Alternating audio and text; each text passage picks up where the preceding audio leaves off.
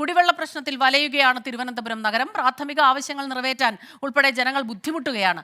വലിയ പൈപ്പ് ലൈനുകൾ ഫാബ്രിക്കേറ്റ് ചെയ്യുന്നതിന് അധിക സമയം വേണ്ടിവരുന്നു എന്നാണ് വാട്ടർ അതോറിറ്റി ഇപ്പോൾ നൽകുന്ന വിശദീകരണം. വൈകിട്ട് 4 മണിക്ക് മുൻപ് എല്ലായിടത്തും വെള്ളം എത്തിക്കാൻ കഴിയും എന്ന് മന്ത്രി റോഷി അഗസ്റ്റിൻ വ്യക്തമാക്കി. ജനങ്ങൾക്ക് വലിയ ബുദ്ധിമുട്ടുണ്ടായിട്ടുണ്ട്.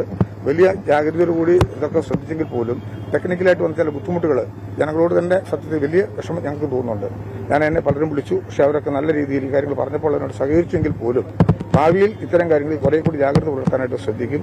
ഇന്ന് നമുക്ക് നല്ല ശതമാനം പൂർണ്ണമായിട്ടും വെള്ളം എത്തിക്കാൻ കഴിയും. ഈവനിങ്ങോടുകൂടി ഏതാണ്ട് ഒരു 4 മണിക്ക് മുമ്പായിട്ട് പമ്പിംഗ് ആരംഭിക്കും. പമ്പിംഗ് ആരംഭിച്ചാലും നമുക്ക് ഇവിടം വരെ ഈ ലൈനിൽ ഈ പറയപ്പെടുന്ന സ്ഥലം ഐരാണിമുട്ടം ടാങ്കിലേക്ക് എത്തണമെങ്കിൽ തന്നെ 1 മണിക്കൂറോളം സമയമെടുക്കും. ഈ വാട്ടർ ഇവിടുന്ന് 25 കിലോമീറ്റർ ഡിസ്റ്റൻസ് ഉണ്ട്.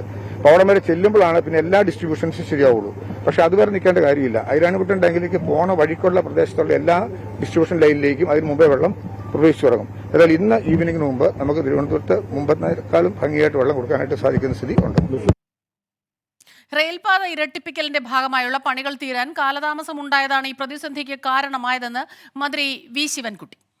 നമ്മുടെ ഈ കന്യാകുമാരി റെയിൽവേ പാത അവിടെ ഇരട്ടിപ്പിക്കൽ പണിയുമായി ബന്ധപ്പെട്ടാണ് 2 പ്രധാനപ്പെട്ട ലൈനുകൾ മാറ്റേണ്ടി വരുന്നത്. അപ്പോൾ അതിൻ്റെ പണി വളരെ വേഗതയിൽ നടന്നുകൊണ്ടിരിക്കുകയായിരുന്നു. 2 ദിവസം കൊണ്ട് പണി പൂർത്തീകരിക്കാൻ കഴിയുമെന്നായിരുന്നു വാട്ടർ അതോറിറ്റിയുടെ പ്രതീക്ഷ. 42 വാർഡുകളെയാണ് ഇത് പൂർണ്ണമായി തന്നെ ബാധിക്കുന്നത്. മറ്റ് വാർഡുകളുടെ ഭാഗികമായി ബാധിക്കും. രാത്രി കൊണ്ട് ഒരു ലൈനിൻ്റെ പ്രധാനപ്പെട്ട 700 mm ലൈനിൻ്റെ പണി പൂർത്തീകരിച്ച് ഉച്ചയോടുകൂടി ഒരു സാധാരണ നിലയിൽ ആവും എന്നുള്ള നിലയിലാണ് പറഞ്ഞത്. അപ്പോൾ അതിൻ്റെ ഇടയിലാണ് ഈ 700 mm പമ്പ് ചെയ്തപ്പോൾ ലീക്ക് വന്നത്. അതൊരു അപ്രതീക്ഷിതമായി ഉണ്ടായിട്ടുള്ള ഒരു കാര്യമാണ്. അത് വീണ്ടും അടയ്ക്കുന്നതിന് വേണ്ടിയുള്ള തീവ്ര പരിശ്രമം നടത്തിക്കൊണ്ടിരിക്കുകയാണ്. ഹരികൃഷ്ണൻ ചേരുന്നുണ്ട് തിരുവനന്തപുരത്തെ ജഗതിയിൽ നിന്ന്. ഹരികൃഷ്ണൻ, മന്ത്രിമാർ വിശദീകരണം നൽകുന്നുണ്ട്, അതൊക്കെ ശരി തന്നെയാണ്. പക്ഷേ നമുക്കറിയാം, പ്രാഥമിക ആവശ്യങ്ങൾ പോലും നിർവഹിക്കാൻ കഴിയാതെ കുടിവെള്ളമില്ലാതെ വലയുന്ന മനുഷ്യർ, അവരുടെ ഒരു ബുദ്ധിമുട്ട് അത് അധിക സമയം നീണ്ടുപോകാൻ പാടില്ല എന്നുള്ളത് തന്നെയാണ്. ഈ ജഗതിയിലെ ഒരു അവസ്ഥ എന്താണ്? എവിടെയാണ് ഹരി ഇപ്പോൾ നിൽക്കുന്നത്?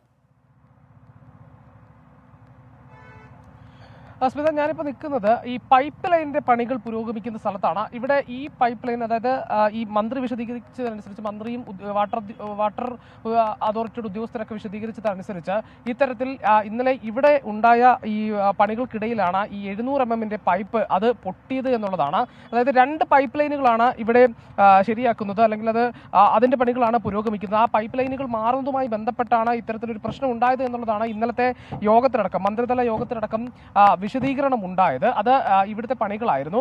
അത് 2 തവണ പൊട്ടിയിട്ടുണ്ട്. അതായത് ഇന്നലെ രാത്രി തന്നെ ഈ പണികൾ പഴയ പടിയിലാക്കിയതിനു ശേഷം വെള്ളം പമ്പ് ചെയ്യാം എന്നായിരുന്നു ഒരു ഉദ്ദേശം. പക്ഷെ അത് ഇന്നലെ തന്നെ ഈ പൈപ്പിൽ ലീക്കേജ് ഉണ്ടാകുന്ന ഒരു സാഹചര്യം ഉണ്ടായി. അത് ഏതാണ്ട് പരിഹരിച്ചതിന് ശേഷം വീണ്ടും പമ്പ് ചെയ്ത സമയത്ത് രാവിലെ വീണ്ടും പ്രഷർ കയറി വീണ്ടും ലീക്കേജ് ഉണ്ടായി എന്നുള്ളതാണ് നൽകിയിരിക്കുന്ന ഒരു വിശദീകരണം. ഇതിന്റെ ഈ പണികൾ മന്ത്രി പറഞ്ഞതുപോലെ തന്നെ തീവ്ര പരിശ്രമത്തിലാണ്. ഇത് ശരിയാക്കുന്നതിന് വേണ്ടിയിട്ടുള്ള പണികൾ ഇപ്പോഴും പുരോഗമിച്ചുകൊണ്ടിരിക്കുകയാണ് എന്നുള്ളതാണ്.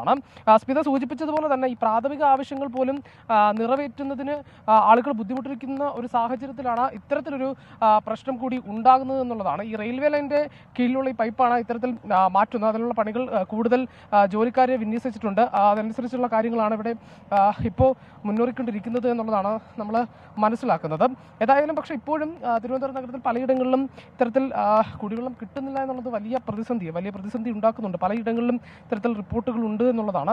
പ്രത്യേകിച്ച് നാളെ പ്രവൃത്തി ദിവസമൊക്കെയാണ്. ആ തരത്തിൽ വെള്ളമൊക്കെ ആവശ്യമായി വരുന്ന സാഹചര്യമാണ്. 4 ദിവസമായിട്ടും ഈ ദുരന്തത്തിനൊരു പരിഹാരം ഉണ്ടാക്കാൻ കഴിഞ്ഞിട്ടില്ല എന്ന് പറയുന്നുണ്ട്. അപ്പോഴും വാട്ടർ അതോറിറ്റിയും മന്ത്രിമാരും ഒക്കെ വിശദീകരിക്കുന്ന ഒരു കാര്യം, ഇന്ന് വൈകിട്ടോടുകൂടി തന്നെ ഇത് പൂർണ്ണമായി പരിഹരിക്കാൻ കഴിയുമെന്നുള്ളതാണ്. ഇന്നലെയും ഇത്തരത്തിലൊരു ഉറപ്പാണ്. ഇന്ന് രാവിലെയോടുകൂടി ഇത് പരിഹരിക്കാൻ കഴിയുമെന്നാണ് പറഞ്ഞത്. മന്ത്രി പറയുന്ന ഏറ്റവും പ്രധാനപ്പെട്ട ഒരു കാര്യം എന്ന് പറയുന്നത്, ഈ പൈപ്പ് അതിന്റെ പ്രവൃത്തികൾ പുരോഗമിക്കുന്നതിനിടയിൽ ഇത്തരത്തിൽ ലീക്കേജ് ഉണ്ടായിക്കഴിഞ്ഞാൽ അത് വലിയ ബുദ്ധിമുട്ടുണ്ടാക്കും എന്നുള്ളതാണ്.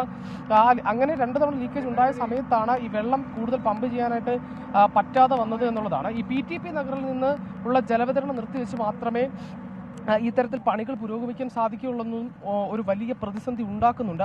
ആ ഭാഗത്തേക്കൊക്കെ, അതായത് ഈ വട്ടിയൂർക്കാവ് ആ ഭാഗത്തേക്കൊക്കെ വെള്ളം എത്താതിരിക്കാനുള്ള ഒരു പ്രധാനപ്പെട്ട കാരണവും അതാണ്. അത്തരത്തിൽ പണികൾ ഇവിടെ പുരോഗമിച്ചുകൊണ്ടിരിക്കുമ്പോഴും കുടിവെള്ളം കിട്ടുന്നില്ല എന്നുള്ളത്, അതിനൊരു ബദൽ ക്രമീകരണം ഇന്നലെയൊന്നും ഒരുക്കിയിട്ടിരുന്നില്ല. ഇന്ന് മന്ത്രിയോട് വിശദീകരണം ചോദിച്ചപ്പോൾ കൂടുതൽ ടാങ്കറുകളിൽ വെള്ളം സപ്ലൈ ചെയ്യാൻ കഴിയുന്നൊരു സാഹചര്യം ഉണ്ടാക്കും എന്നാണ് തന്നെയാണ് വേണ്ടത്. ഹരികൃഷ്ണൻ, ഏതായാലും ഈ സംവിധാനം, ഈ പണികൾ കഴിയാൻ സമയമെടുക്കുമെങ്കിൽ അതിന് ബദൽ സംവിധാനം, അടിയന്തരമായി തന്നെ ബദൽ സംവിധാനം, എത്രയും പെട്ടെന്ന് തന്നെ അവർക്ക് ആവശ്യത്തിനുള്ള കുടിവെള്ളവും മറ്റാവശ്യങ്ങൾക്കുള്ള അത്യാവശ്യം വേണ്ട വെള്ളവും ജലവും എത്തിക്കേണ്ടതാണ് പരമപ്രധാനമായ കാര്യം. അതിനുള്ള നടപടികൾ എത്രയും പെട്ടെന്ന് ഉണ്ടാകട്ടെ.